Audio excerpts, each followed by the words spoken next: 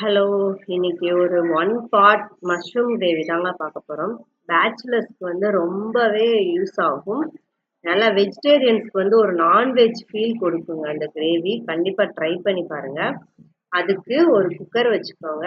அதுல வந்து தேவையான அளவு ஆயில் வந்து ஊத்திக்கோங்க. உங்களுக்கு எவ்வளோ தேவையோ அந்த அளவு ஊத்திக்கோங்க. ஸோ அதுக்கப்புறம் வந்து ஹோல் ஸ்பைசஸ் வந்து ஆட் பண்ணிக்கோங்க. எப்பவும் போல சோம்பு, பட்டை, கிராம்பு, ஏலக்காய், பிரியாணி எல்லாம் இத வந்து ஆட் பண்ணிக்கோங்க.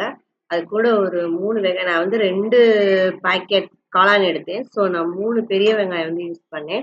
நல்லா அத டிரான்ஸ்பரண்டா வந்து நல்லா வதக்கிக்கோங்க. அதுக்கப்புறம் புதினா, மல்லித்தழை சேர்த்து வதக்கிக்கோங்க. இஞ்சி பூண்டு பேஸ்ட் வந்து சேர்த்துக்கோங்க.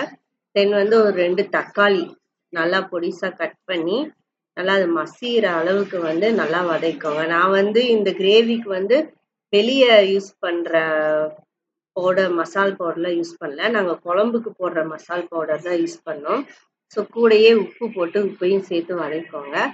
ஒரு 2 1/2 ஸ்பூன் மசால் போட்டிருந்தேன். தென் வந்து கட் பண்ணி கழுவி வச்சிருந்த காளான வந்து நான் வந்து சேர்த்துக்கிட்டேன் அது கூட. ஸோ சேர்த்துட்டு நல்லா வதக்கணும். உங்களுக்கு தான் தெரியுமே காளான் வந்து நல்லா வதக்கிட்டே இருக்கும்போது தண்ணி வந்து பிரிஞ்சு வரும். ஸோ அந்த அளவு வந்து நம்ம வந்து காளான வதக்கணும். ஸோ இந்த மாதிரி வந்ததுக்கு அப்புறம் ஒரு மிக்ஸி ஜார்ல தேங்காய், சோம்பு, சீரகம், கசகசா, முக்கியமா வந்து முந்திரி பருப்பு அது சேர்த்துக்கிட்டாதான் ஒரு ரிச்சான ஃப்ளேவர் வந்து கிடைக்கும். ஸோ போட்டு குக்கர்ல விசில் ஒரு 5 விசில் விட்டு எடுத்து ஊத்தி சப்பாத்திக்கு டேஸ்ட் பண்ணி பாருங்க.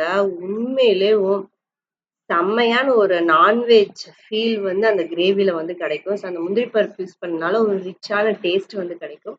நாங்க வந்து சப்பாத்திக்கு தான் தொட்டு சாப்பிட்டோம். நான் நல்லா இருக்கேன். நீ எப்படி இருக்க? நல்லா இருக்கானப்பா.